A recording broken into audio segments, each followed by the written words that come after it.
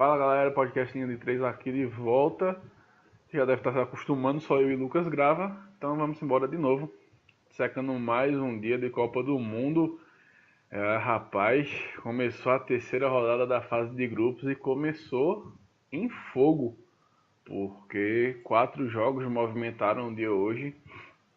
E 4 jogos bem interessantes. Até os que não valiam porra nenhuma, como a Arábia e Egito, tiveram certa emoção. Antes da gente começar, eu preciso dizer, eu me acordei hoje de 8 da manhã e estranhei que a gente não tinha jogo mais de 9 da manhã, porra. Eu fiquei, caralho, cadê o joguinho das 9 horas? Não é, bicho, eu já tinha me acostumado também, bicho. A pessoa se acorda de 8h55 pra ligar a TV, mas faz falta. Mas, enfim, chegamos aos 36 jogos nessa Copa, nesse 12º dia. Nenhum 0 a 0, a turma tá caprichando nos gols. E aí a gente começa com os jogos das 11 horas. Né? A gente dividiu. Tu foi guerreiro, ficou com Arábia e Egito. Enquanto o Bem guerreiro, resto viu? foi. O resto ficou com Uruguai 3, Rússia 0. Como o resto hoje significa só eu, né? É que os outros dois estão enrolados com provas e coisas do tipo. Eu começo com esse jogo que valeu a primeira colocação do grupo. Mesmo que tu não tenha assistido, acho que óbvio interessava a todo mundo para ver como Uhum. o Uruguai respondia dentro de campo, como a Rússia ia se portar diante de um adversário de peso. E o que eu posso dizer é que, tipo, quando precisou, o Uruguai mostrou que tem futebol. Acho que foi isso hoje. Em 23 minutos, os uruguaios fizeram 2 a 0. Destaque para o primeiro gol que a gente estava comentando agora em off, que é a atabalhoada marcação do zagueiro russo na cobrança de falta. Ele vai tirar Cavani da jogada e ele abre o caminho todinho para Soares bater. Né? Então, assim, Uhum. contribuição importante do zagueirão russo. É uma cobrança de falta muito bem executada por Soares. O chute saiu a mais de 100 km por hora. Então, assim, indefensável. Até no canto que ela foi rasteira. E a partir desse gol, o que a gente viu foi que o Uruguai começou a mandar na partida. A Rússia até tentou esboçar uma reação, chegou a quase empatar 2 minutos depois com o Tcherichev, mas falta qualidade na Rússia. Por mais que Túlio teime em dizer que a Rússia é uma boa seleção, não é. Hoje, quando foi testada de fato, mostrou que não tem condições de fazer muita coisa. Já dando spoiler, deve cair nas oitavas de final. E aí o Uruguai chega ao segundo gol, um azar da Rússia, porque Laxalt dá um chute bem meiota, a bola desvia em Tcherichev e mata a Kinfev, deram um gol contra de Tcherichev, a Rússia perde um jogador ainda no primeiro tempo, e aí o jogo foi para o espaço, o Uruguai controlou totalmente. Destaque para Cavani, que pela terceira partida ele passou o jogo todinho tentando fazer o golzinho dele, parecia que não ia conseguir, e aí já na bacia das almas ele consegue fazer o terceiro gol no rebote da bela cabeçada de Godin, fechando a conta lá em Samara. 3 a 0 para o Uruguai. Destaque: o Uruguai termina essa fase de grupos com 100% de aproveitamento, 5 gols feitos, nenhum gol sofrido. Então, assim, é bom a gente começar a destacar a força defensiva do Uruguai, que hoje não jogou com a sua dupla de zaga titular, só jogou com Godin, Jimenez não jogou, quem jogou foi Coates. Então, assim, é um Uruguai que a gente criticou bastante, mas que hoje que precisava mostrar futebol, mostrou futebol. Então é bom abrir o olho, não acho um adversário tão fácil como muitos diziam, e tá aí, chega nas oitavas de final. Quanto à É, Rússia, só pode para falar. só para falar um pouquinho do Uruguai, realmente, e se eles quiserem chegar um pouquinho longe nessa Copa, realmente a defesa tem que ser o destaque da equipe. E eles estão mostrando que tem uma defesa sólida, né? E convenhamos que a dupla Godin e Jimenez são dois bons nomes, né? Sem dúvidas, essa é uma dupla que impõe respeito, uma dupla rodada. E quanto à Rússia, eu sinceramente acho que a Copa da Rússia foi essa. Passou de fase, a gente já nem esperava isso. Para mim foi uma surpresa o futebol que a Rússia mostrou contra a Arábia e Egito. Passa em segundo com 6 pontos, uma participação honrosa e que para mim acabou, né? Porque imaginar que a Rússia vai tirar a Espanha nas oitavas de final é muita pretensão, só se acontecer a máfia do apito que rolou na Coreia. Mas acho que sai com uma sensação de dever cumprido, alguns destaques, né? Tcherichev mostrou um bom futebol, Galavin, eu acho que é a grande revelação dessa seleção russa, tanto que está sendo especulado em grandes times, como Juventus, PSG. Então, foi um bom jogo. Gostei do que vi do Uruguai pela primeira vez, dá para elogiar. Acho que alguém ligou para eles, olha, pode fazer mais de um gol por partida, viu? Tá liberado. E aí a turma fez 3 gols hoje. Então, uma vitória categórica do Uruguai. Eu concordo contigo quando tu fala que a Rússia sai, caso seja eliminada, né? Não vamos colocar que tem 90% de chance de ser eliminada. Mas ela sai de cabeça erguida mesmo, porque 2 jogos em casa, diante da sua torcida, um foi 5-0, o outro 3-0, não foi para cima do 3 a Egito. 1. 3-1. Então deu alegria bastante para uma torcida que já sabia que a seleção não ia chegar longe. Tinha muito torcedor que não confiava nem que iam passar na fase de grupos. Pois Então é. eles conseguiram passar e com 2 bons jogos, com 8 gols. Então, creio eu que se eles caírem nas oitavas para a Espanha, a torcida vai entender, a torcida vai achar normal, porque, querendo ou não, do outro lado tem um adversário que é muito mais qualificado e que é muito mais sólido e tem mais time também, questão de jogadores, do Uhum, que a Rússia. exatamente. Então, fica aí, mas eu gostei. Assim, no pesar, no pesar, eu Eu também. achava que seria aquele 1 a 0 sofrido, típico do Uruguai. Mas foi um jogo bem legal de se assistir. Foi bem mais aberto do que eu esperado. Então, a turma que escolheu Uruguai e Rússia acho que saiu contente com os 3 gols. Do outro lado do grupo, um jogo que acho que quase ninguém assistiu. Só quem foi guerreiro mesmo, né? Um jogo que não valia nada, mas óbvio que teve gente que assistiu. Tu foi um deles, né? Então, Uhum. conta aí pra gente como foi esse Arábia 2, Egito 1. Primeiro, eu queria começar dizendo que foi uma grande decepção Pois é. do lado egípcio, porque eu esperava mais dessa seleção. Nos 3 jogos eu esperava mais. Até nos 2 últimos jogos eu esperava mais ainda, depois do que eu vi contra o Uruguai. Eu gostei de ter visto o Egito gostar contra o Uruguai e pensei que fosse aprontar para cima da Rússia e da Arábia. Mas quanto ao jogo, eu gostei de ter visto as duas equipes se entregando e jogando de cabeça erguida para dar alegria para o seu povo, né, que estavam ali torcendo por eles. Porque as duas estavam eliminadas, mas era notório que elas queriam terminar a Copa com uma vitória para realmente para colocar um sorriso no rosto do torcedor que estava ali. E tinha até em bom número torcedores da Arábia e do Egito, sem contar os que estavam lá só para assistir. Uhum. Tecnicamente, foi o que todo mundo esperava. O jogo foi fraquíssimo, foi bem. Foi fraco mesmo tecnicamente, porque a gente que é acostumado a ver jogos em campeonatos europeus, ou então de grandes seleções, a gente está acostumado a ver equipes que sabem tocar a bola, que sabem chegar até a área com passes, com tabelas, com triangulações, ou que sabem manter a posse de bola a seu favor para usá-la no momento certo. E nesse jogo foi totalmente o contrário. Quando a Arábia tinha a bola, ela queria chegar o mais rápido possível na área egípcia, e quando o Egito tomava essa bola, queria chegar o mais rápido possível na área saudita. E isso fazia com que o jogo ficasse muito laical o tempo todo, uma correria enorme, só que não resultava em chances, ou em jogadas muito vistosas, sabe? Uhum. Principalmente na hora de finalizar ou de dar o último passe, que faltava muita qualidade.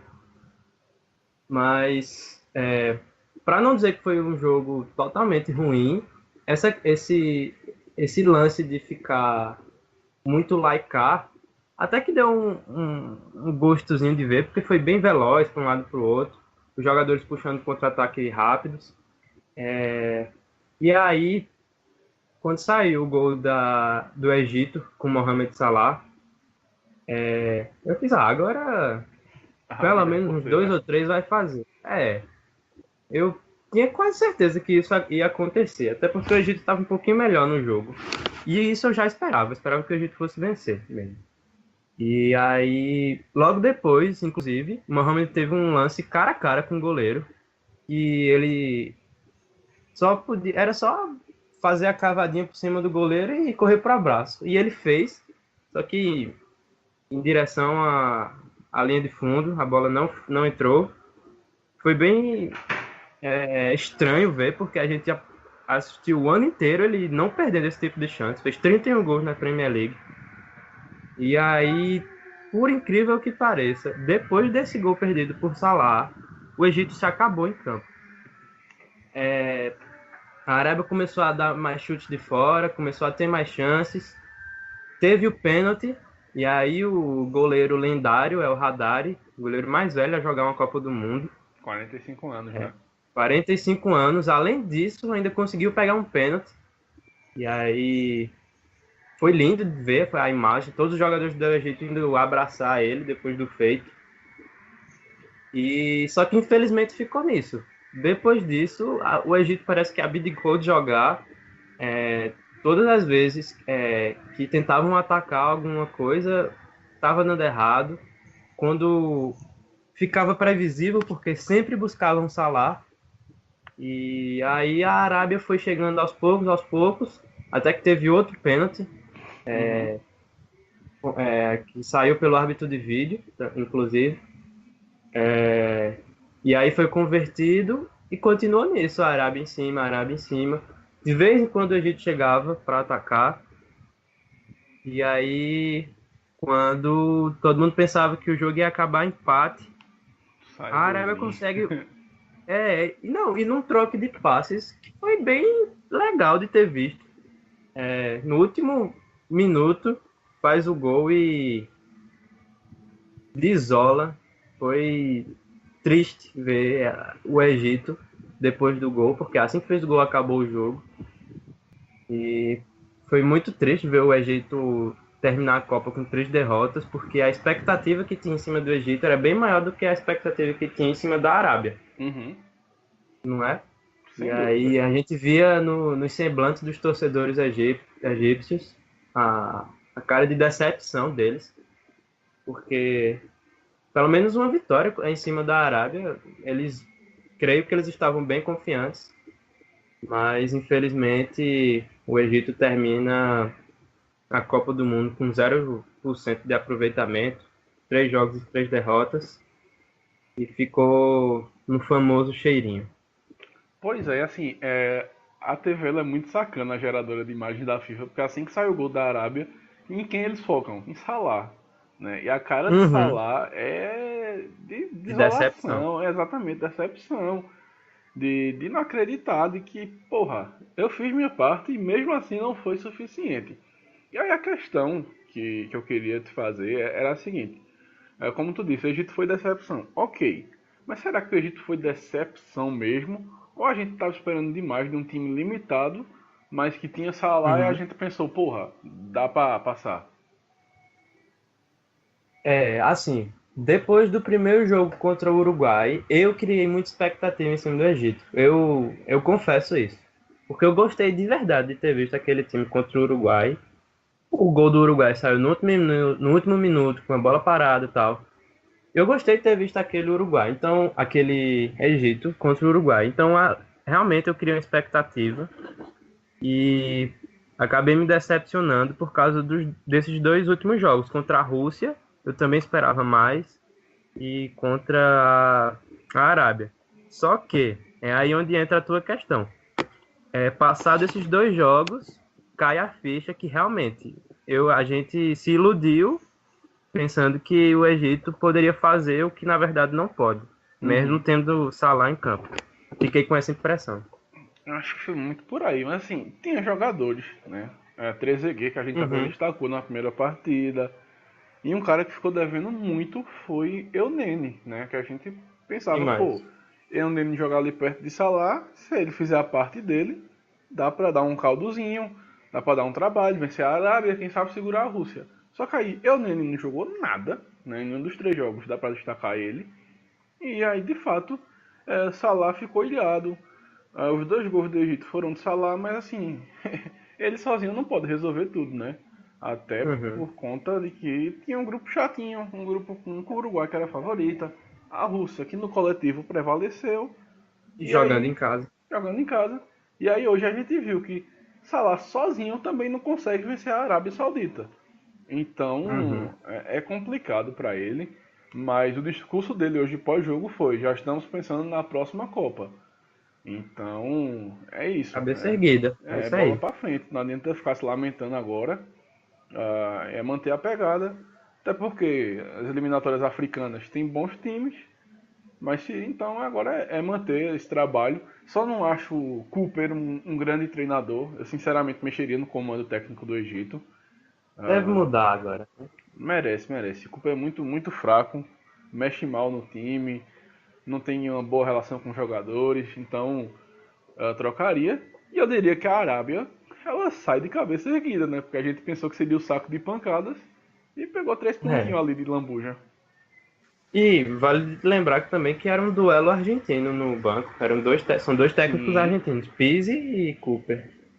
E sobre Salah ter dito isso, é importante mesmo ele manter a cabeça erguida e ter falado isso diante de uma entrevista, porque, querendo ou não, a gente tem a gente já citou aqui 3 jogadores de destaque. Salah, óbvio, Eunene é jogador do Arsenal, joga na Europa e tal, e Trezeguet. Ainda tem um jogador que ele ficou no banco, creio eu, por causa de escolha técnica, mas de escolha tática, mas ele é bom jogador, que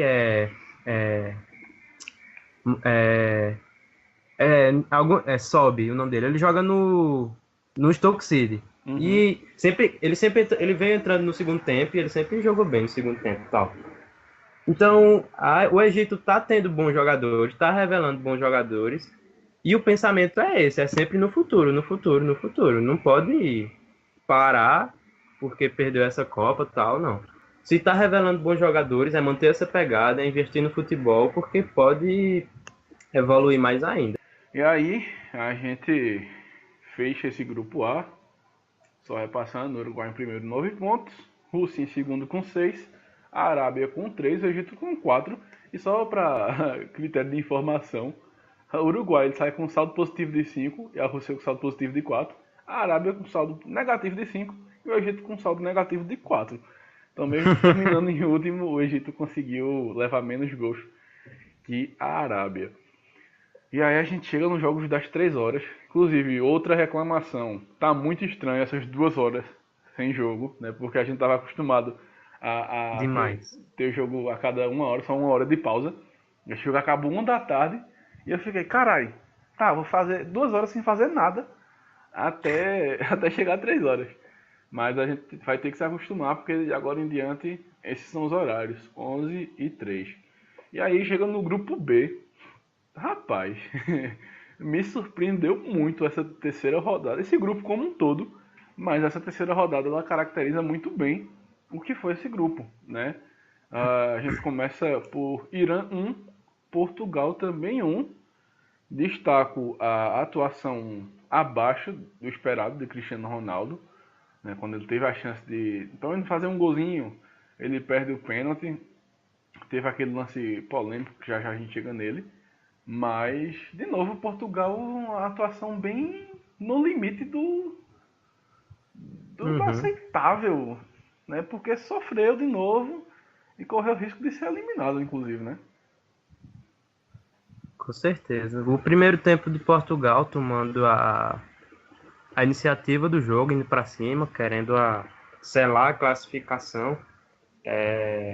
buscando a vitória, foi o melhor tempo que a gente viu de Portugal nesse jogo. Foi ali aquele início até o gol. Porque depois o time começou a cair de rendimento muito, e durante esse tempo que conseguiu criar esse tempo inicial até o gol, eu destaquei no grupo a falta de criatividade da equipe, porque era cruzamento, era cruzamento o tempo todo, o tempo todo. Sim. Cristiano Ronaldo estava mais presente na área do que nos últimos jogos. Talvez isso tenha sido uma ordem técnica, não sei. Ele voltou a jogar mais recuado no segundo tempo só, veio tentar buscar mais bola só e tal. Mas até o gol, que já foi lá mais pro fim do primeiro tempo, acho que aos 42, por aí. Foi um Portugal tentando tomar a iniciativa do jogo, mas com pouca criatividade de gol mesmo, de criar chances para botar Cristiano Ronaldo na cara do gol, por exemplo, que creio eu que seja o objetivo do jogador de Portugal. Belíssimo gol de Quaresma, típico dele, ele já fez milhões de gols assim durante a carreira dele. Inclusive, a gente brincou ontem, não foi, no finalzinho, dizendo, Quaresma vai entrar só pra dar uma trivela, e a gente acertou. Dito e feito. E assim, já que tu falou o nome, aquela boa e velha está tosca. Ele fez 107 gols na carreira. Adivinha quantos foram de trivela? Quantos? 50. Diga aí, bicho. 47% dos gols que ele faz é de trivela. Ou seja, a cada 2 gols, praticamente, um é de trivela. Pois é a especialidade dele mesmo. Durante toda a carreira, ele sempre foi fazendo isso. Seja nos cruzamentos, né? Ele faz muito isso para cruzar também. Ou finalizando. Aquele jogador que podia tirar a perna esquerda dele, que ele ia continuar jogando. Põe 2 pernas direitas que ele dá um jeito. Pois é. E aí... o primeiro tempo se resumiu muito a isso mesmo. Depois do gol, a gente já viu o Irã diferente, já tentando ir mais para cima, porque realmente não tinha jeito. Tinha que buscar a vitória para tentar a classificação. A gente já começou a ver um Irã um pouquinho se soltando, mas restou pouco tempo do primeiro tempo. E aí vai dar o gancho do segundo tempo agora, mas foi um segundo tempo bem diferente. Segundo tempo, ele pode-se dizer que ele é marcado por polêmicas, várias inclusive. Demais. O grande destaque do segundo tempo é a arbitragem, porque perdeu o controle do jogo totalmente, estava dando agonia a arbitragem, e as polêmicas começam com o pênalti em Cristiano Ronaldo, né? O Irã votou melhor, dava cara de que chegaria ao empate, e aí o juiz não deu pênalti, mas a arbitragem de vídeo mandou ele ir lá ver. Na minha visão, não foi pênalti. Eu não achei pênalti em Cristiano. Acho que ele perdeu o controle da bola. E aí, quando ele vai tentar buscar, ele acaba batendo na perna do iraniano e cai. Não daria pênalti. Mas o juiz voltou atrás na decisão e deu. O que tu achou? Eu tenho a mesma opinião. Eu vi o mesmo lance que tu viu, eu vi também. De Cristiano ter se aproveitado ali daquela perna do jogador iraniano e tal. Também não achei pênalti, assim como também não achei o outro lance, que a gente vai comentar já já, vou logo adiantando, também não achei pênalti, mas a gente está diante de uma arbitragem de vídeo bem rigorosa, né? Porque não está deixando passar nada quando é lance dentro da área. Eu consigo enxergar um pouco de mudança de postura dos árbitros, porque nas primeiras rodadas, os primeiros dias de Copa, a gente viu alguns lances que foram dentro da área e o juiz, quando não marcava, ficava convicto daquilo e dane-se, segue o jogo. E agora eu estou vendo muito mais o juiz parando para escutar o que os árbitros de vídeo têm para dizer e depois ir conferir lá no vídeo. Então, eu creio eu que eles estão mais rigorosos mesmo quanto à marcação de pênalti, tanto que essa já é a Copa com mais pênaltis marcados na história. Mas eu não marcaria. Na minha interpretação, interpretação do lance foi bem diferente da do árbitro. Não marcaria de jeito nenhum aquele pênalti. A impressão que tá dando é que, tipo, é bom a gente ressaltar, o VAR ele não tem poder nenhum de decisão, né? Quem toma a decisão no fim é Isso. sempre o juiz. Mas a impressão que me dá é que o juiz, quando ele vai ver o VAR, ou ele muda de opinião e aí ele marca, porque se o VAR tá me chamando é porque aconteceu alguma coisa, ou ele só Uhum. confirma. Então, tá um pouquinho estranho, porque precisa ser revisto, claro, é começo e tudo mais, mas de fato isso vem acontecendo. E aí, aquela velha tônica do futebol que a galera gosta de falar, pênalti roubado não entra. Acabou não entrando. Né? Cristiano Ronaldo perde seu sexto pênalti com a camisa de Portugal em 14 pênaltis batidos.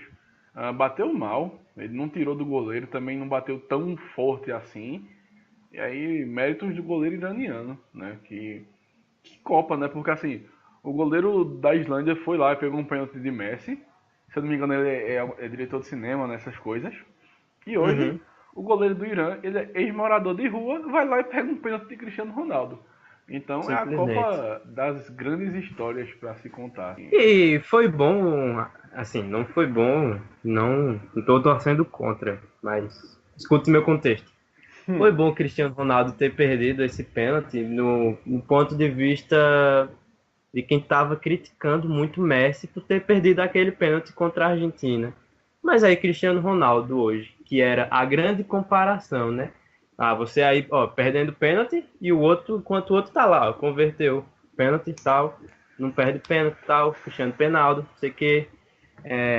Mas mostrou que, querendo ou não, perder pênalti é normal, acontece com o melhor do mundo, seja ele qual for, seja Messi ou Cristiano, aí vai da sua opinião. Mas os dois melhores do mundo perderam pênalti na Copa. E é isso aí, segue o baile. Mas Cristiano é tão foda, mas tão foda, que mesmo perdendo o pênalti, ele quebrou um recorde, pô. De quê? É Qual o- foi o recorde de hoje, bicho? Todo dia um recorde diferente. Ele é o primeiro português a perder um pênalti no tempo normal em Copas do Mundo. Tá vendo? Acho que foi de propósito, então. Acho que ele olhou lá, se eu vou perder essa porra, só pra meu nome É. tá ali também, caralho. O homem é uma máquina. Até nisso ele quebra recorde. E aí, falando em Cristiano Ronaldo, a gente chega aos 35 do segundo tempo, 37. O lance capital do jogo, né? Que dividiu opiniões, porque o VAR novamente entra em ação, analisando uma suposta agressão de Cristiano. De antemão, eu não achei para vermelho. Eu achei que de fato, sim, houve a falta. Ele forçou demais e aí acabou sobrando o braço, não foi nem o cotovelo, foi o braço na cara do jogador do Irã. Eu achei que o amarelo ficou de bom tamanho, mas também, se fosse expulso, não era nenhuma, nossa, que absurdo, né? É. Mas eu queria dar um contexto. Ok, foi Cristiano Ronaldo. Mas se fosse Pepe, tu acha que o juiz dava amarelo? Dava vermelho, assim como se fosse Neymar, ele também daria vermelho. O histórico do jogador ele pesa muito nessa hora, Pesa, pesa, pesa. né? E Porque assim, falando de histórico de jogador que pesa nas decisões do árbitro, pesa sim, sempre pesou, é normal isso. O que também não pode acontecer esses jogadores. Acontece muito isso com o Felipe Melo aqui no Brasil. Ele vai lá, dá uma entrada ridícula, dá uma entrada dura, e aí o juiz dá amarelo ou vermelho que seja, e aí nas entrevistas ele vai dizer, não, ele só fez isso porque eu tô marcado, ele tem marcação comigo. Só que, vamos ver, né? Tem, tem suas justificativas cada coisa. Porque se Pepe tivesse feito essa falta que ele fez hoje, tenho certeza que o nome de Pepe marcaria, pesaria nisso.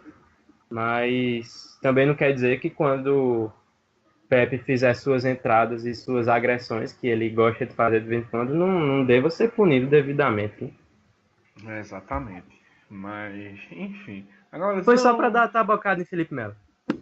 gratuita do caralho, tá ligado? Gratuita. Coitado tá lá, aceitando Palmeiras, fazendo nada. Toma na cara. A galera tá dizendo, não, o juiz pipocou porque era Cristiano. Não, acho que não é pipocada. É muito em função disso, do histórico, né? O Cristiano não é violento. Claro, uma vez ou outra ele perde a cabeça. É humano, apesar de não parecer. Uhum. Mas, enfim. E interpretação também, né? Sim. Porque talvez ele pode ter visto e ter achado que Cristiano não tenha tido, digamos, má intenção, que tenha sido um movimento que ele foi fazer e acabou pegando no rosto. E essa Apesar de foi a eu, minha na minha humilde, interpretação. já eu tive interpretação diferente pelo fato de eu ter visto ele olhando para a cara do jogador iraniano.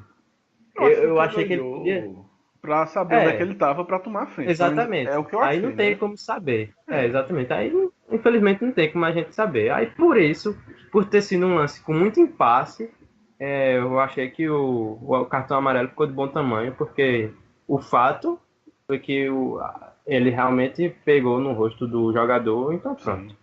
E assim, nenhum juiz quer tirar Cristiano Ronaldo, não, meu velho. Na hora, o cara pensou, meu velho, eu vou tirar o homem das oitavas, eu vou porra nenhuma. Deixa Fica o marcado amarelinho. demais. É, fica muito marcado. E aí você pensa que acabou as polêmicas? Acabou não, jovem. O Irã continuou bem, né, no jogo, parecia que chegaria ao empate. E chegou. Novamente, pela terceira vez, o VAR entra em ação no jogo, alegando pênalti. Na hora tu até falou que lembrou muito o pênalti que a Dinamarca cometeu de Poulsen. E foi isso. Uhum. Na hora eu disse, não, foi pênalti, mas depois, realmente, analisando, lembrou demais, porque o iraniano ele cabeceia, enquanto o zagueiro de Portugal estava subindo. Então, assim, não tinha tempo dele tirar o braço e também não tinha reação suficiente. Mas o juiz entendeu como mão na bola. Para mim foi bola na mão. Para mim também, para mim não foi pênalti e eu não marcaria pelo fato de também ter achado bola na mão e ter sido um lance muito rápido. Porém, exatamente por essa ligação com o lance de Poulsen no jogo da Dinamarca ter sido marcado, tá parecendo que bola na mão vai ser pênalti de acordo com o árbitro de vídeo. Porque já é a segunda vez que acontece, são dois lances bem parecidos. Os juízes olharam no vídeo, viram o replay ali várias vezes e mesmo assim marcaram. Então, que critério é esse que eles estão seguindo? Tá parecendo que bola na mão vai ser marcado nessa Copa. Porque quando você marca diretamente ali no jogo, ok, você entende o juiz, né? Pode ter visto que o jogador mexeu para braço para evitar que a bola passasse, e tal.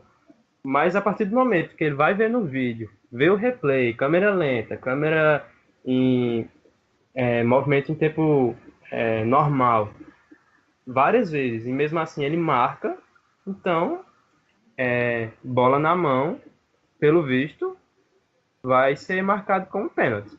Pelo menos é essa a impressão que fica.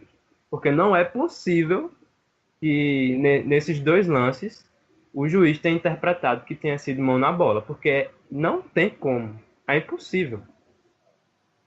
Pois me parece muito recomendação da FIFA, né? Até É, porque, assim, nos últimos 2 anos, aqui no Brasil, é a discussão que mais paira nas mesas de futebol de qualquer canal de TV. Né? Porque toda rodada tem um lance. Foi mão na bola, bola na mão, foi ou não foi. Então, assim, me parece que a FIFA quer pôr um ponto final nisso. E agora qualquer coisa vai ser pênalti. É isso. Se foi sem intenção, é, com intenção, acabou a discussão. Mas, de fato, tá tendo pelo menos coerência. Né? Falta de coerência a gente não pode reclamar. eu acho que daqui a pouco a recomendação da FIFA vai ser para os jogadores, né? Vai ser que eles pulem sem levantar o braço, Aí é né? complicado, né? Vai ter que dar um jeito. Pois é. Só quem eu vejo fazer isso é Cristiano Ronaldo. Eu nunca vi, não. Pula daquele jeito que parece que Roubou, porra, vai roubou. um robô com os braços para baixo, assim, todo duro. E, pelo visto, a gente vai ter que ver um monte de Cristiano Ronaldo, porque se levantar o braço para pegar impulso e a bola bater, meu amigo, já era. Vai ser pênalti. Mas é bom, pelo menos enterra essa discussão, porque eu não aguento mais. Pois Qualquer é. rodada do brasileiro, você põe na Sport TV, na ESPN, Esporte Interativo, é 2 horas de programa, 1 hora e meia falando. Foi bola na mão, mão na bola, o que é que a regra diz, o que é que a regra não diz. Então, assim, Uhum. dessa vez eu vou com o Mauro César. É futebol. Botou a mão, marca logo e fim de papo. Ah, e a cobrança muito bem executada. O Irã empata. E aí é que o jogo fica interessante, né? Porque faltava ali só os acréscimos e quase que o Irã vira, meu amigo. Teve uma Uhum. bolinha ali que Taremi, ele sai cara a cara com o Rui Patrício e ele bate pra fora. Eu acho que Fred Figueroa, do 45 minutos, ele foi perfeito no Twitter. Ele diz o seguinte: os iranianos nunca vão esquecer esse lance. Vai ser aquele lance que eles vão contar de pai para filho, de geração em geração. O mundo vai esquecer, mas eles não. É isso, né? Perfeitamente, porque você empatar um jogo já no finalzinho e ter a chance de virar ali, clara, foi. Eu acho que esse lance deixou qualquer pessoa que estava assistindo o jogo deixou tensa, ficou tensa, porque sabe aquela cena de filme que é o último lance, fica tudo em câmera lenta, você fica esperando a bola entrar. Pois é.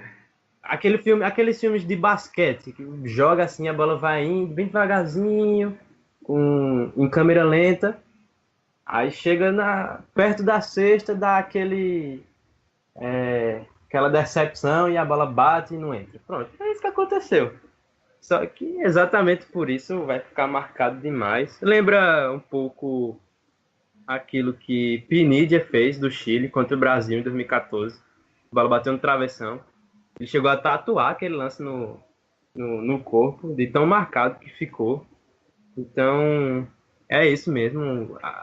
O Irã ficou a alguns metros para ter sido classificado, né? Se ele bate um pouquinho mais para dentro, né? A bola bateu do lado de fora da rede. Se ele bate um pouquinho mais para dentro, até tenta tocar assim para um jogador que vem chegando de frente, poderia ter selado a classificação do Irã e a eliminação de Portugal.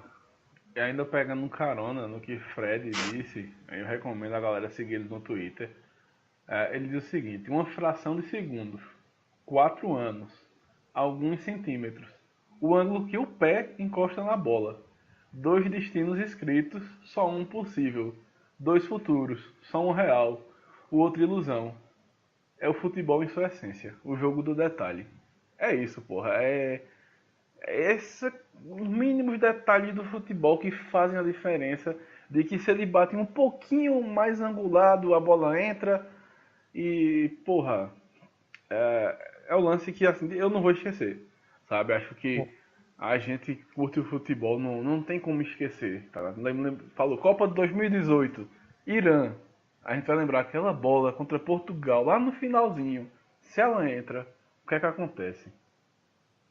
E o Irã foi o time dos detalhes nessa fase de grupos, porque no primeiro jogo foi o último lance, no último segundo, que a bola acabou entrando, deu a vitória para o Irã. No segundo jogo foi uma falhazinha na defesa, que a Espanha foi lá e fez o gol. E nesse terceiro foi alguns metros, alguns centímetros para a bola não ter entrado e não ter classificado o time. Então foi o time do quase, o Irã. Pois é. Alguns chamariam ele de náutico, mas deixa quieto. Não tem Arthur para defender, não vou mexer no morto não. Mas eu queria levantar uma discussão. Se essa bola entra, a turma ia cair em cima de Cristiano Ronaldo. Ou não? Porque assim, se essa bola entra, aquele pênalti que ele perdeu, eliminaria Portugal. Né? Então será que existiria a perseguição que existe com o Messi? A galera, não, aconteceu, deixa pra lá. Exatamente. Eu sempre falo isso, eu sempre comento, principalmente em discussões, o poder que um resultado tem. A gente está aqui para analisar futebol, para analisar o que acontece além do resultado, mas mesmo assim, o resultado sempre influencia. Ele que dá o sentido do que a gente vai comentar. E aí a direção a gente vai percorrendo, mas o sentido, quem dá é o resultado. Por quê? Porque se Cristiano Ronaldo, ou melhor, se o Irã tem se classificado, a gente aqui estaria falando que Cristiano Ronaldo pipocou, teria rolado um monte de meme dele na internet. Os fãs aqueles fãs que só gostam de Messi e odeiam Cristiano Ronaldo, estariam agora perguntando onde está seu Deus. Então, mas por não ter acontecido, né, não ter acontecido aquele gol do Irã, todo mundo praticamente esquece que Cristiano Ronaldo perdeu um pênalti num jogo decisivo, que jogou mal, levou o amarelo num lance ali que não deveria ter levado. Vai que ele tem levado amarelo em outro jogo e poderia ficar suspenso. Então, não foi uma atuação boa de Cristiano hoje, não foi mesmo, ficou bem longe do que ele estava acostumado a jogar. Só que acabou dando resultado, né? Quaresma fez o golaço dele, o Irã não teve capacidade de virar o jogo e acabou ficando meio de lado, né? Mas é isso, o resultado influencia no que a gente vai comentar, sempre vai influenciar, porque futebol, querendo ou não, é definido pelos resultados mesmo. É muito isso mesmo, porque ninguém vai lembrar desse pênalti, essa que é a verdade, já que passou. ah, tipo, Assim como se a Argentina tivesse ganho da Islândia, ninguém ia falar muito do pênalti que Messi perdeu também. pois é, né, a galera. Isso é a dubialidade do futebol. Né? É Aham. muito. Segue o resultado, não tem muito o que É. fazer. É isso, é analisar o contexto, mas seria interessante se essa bola do Irã entra, porque a turma iria cair em cima do homem, né? Uhum. Mas assim, só E seria pra. a primeira vez que eu ia ver isso, porque eu não lembro Exatamente. de Cristiano Ronaldo ter esse peso assim, como o Messi tem na Argentina, e de ser criticado, ou até de pipocar assim numa hora H.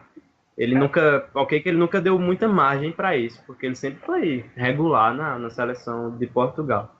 Mas nunca tinha visto, não lembro de ter visto isso antes, mesmo quando Portugal era eliminado, ou seja nos pênaltis, ou perdia alguma final, chegou.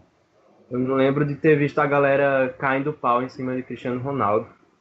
E seria a primeira vez que eu ia ver isso. Na verdade, ele chegou muito perto disso em 2014. Mas É. ele ganha a Eurocopa 2016 e apaga, tá ligado?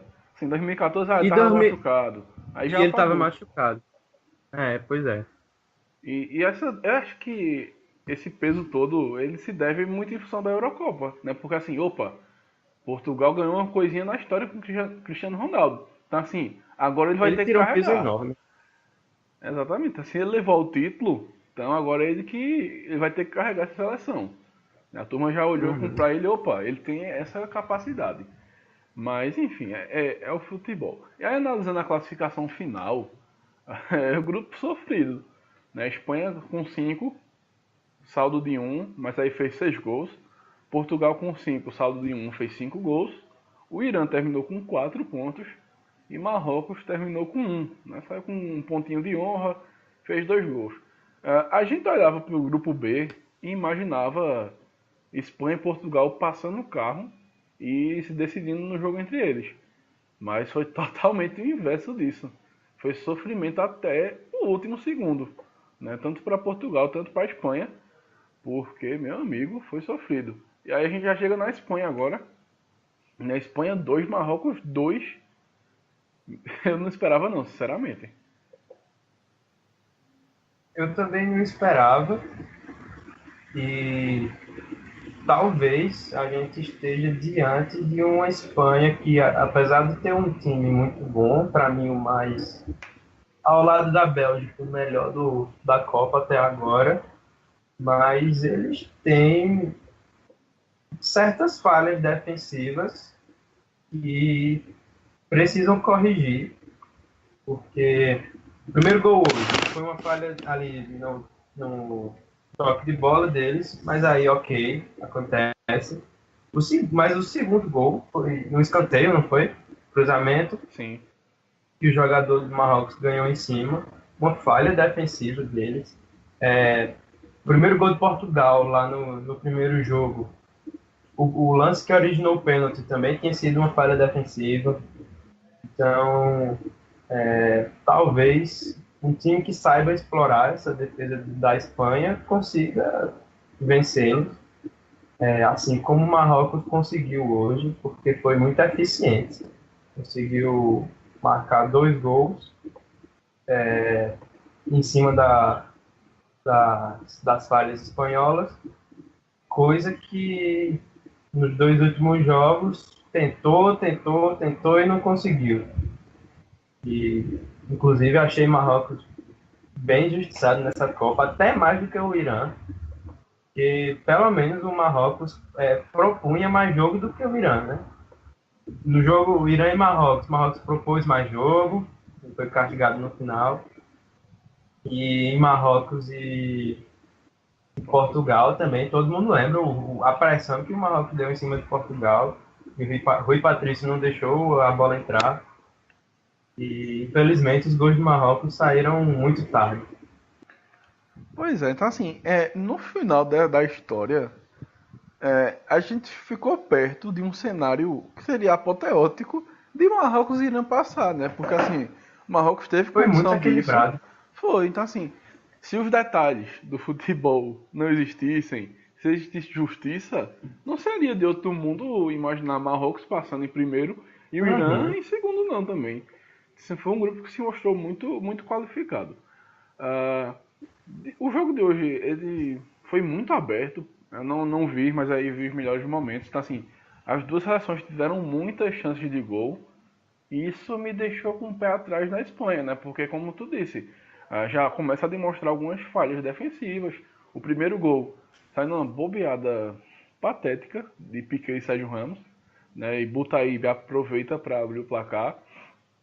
E depois a Espanha chega ao empate no seu jeito característico, troca de passes até chegar em Isco. E depois novamente, o Marrocos indo pra cima, tendo chances. Tu viu o chute que Anrabat acertou? Não, não vi não. Meu amigo, ele acertou na bola de um jeito que ela fez uma curva inacreditável. A lá Roberto Carlos contra a França, pô. Ela acerta a junção do travessão com a trave e não entra. Sim. Cara, Foi um chutaço. Aí logo depois o Marrocos faz 2-1. E aí o lance que define o jogo, o danado do árbitro de vidro entra em ação de novo. abertura de vidro.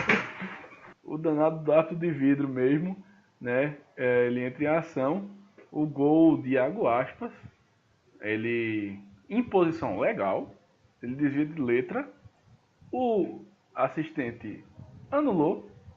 E o nosso glorioso árbitro de vidro chamou o juizão. Opa, venha ver aqui. Né? E o gol foi legal, graças a Deus. Foi feita a justiça nesse jogo, né?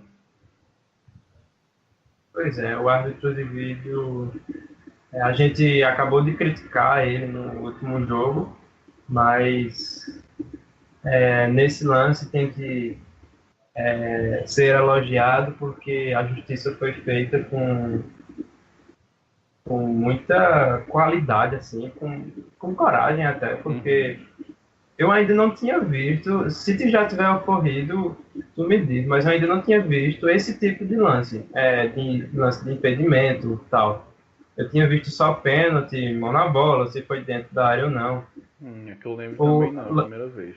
ou lances como o de Cristiano Ronaldo hoje, mas se foi impedimento ou não, foi a primeira vez que eu vi. E eu confesso que quando eu vi o lance de primeira, esse gol eu vi, quando eu vi o lance eu tive certeza absoluta que tinha sido impedimento. Só que aí quando mostrou o replay, realmente não estava. Foi muito bem anulado. Anulado entre aspas, né? Anulado. A Ele marcação. anulou a anulação, né? Anulou a marcação. Anulou a marcação de impedimento. E golaço de aço, né? De letra, foi um golaço. Gostei muito E o gol da que participação mudou, do VAR. o gol que mudou o confronto das oitavas de final. Porque tava dando Portugal e Rússia, Uruguai e Espanha. E aí esse golzinho jogou Portugal para a segunda colocação do grupo.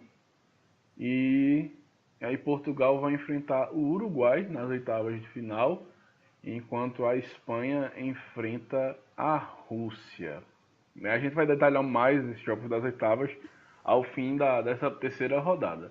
E aí, para arrematar, a gente chega aos jogos de amanhã, aquele bom e velho palpitaço. 11 da manhã, grupo C. Já praticamente resolvido. A segunda vaga em aberto. Dinamarca e França, Austrália e Peru.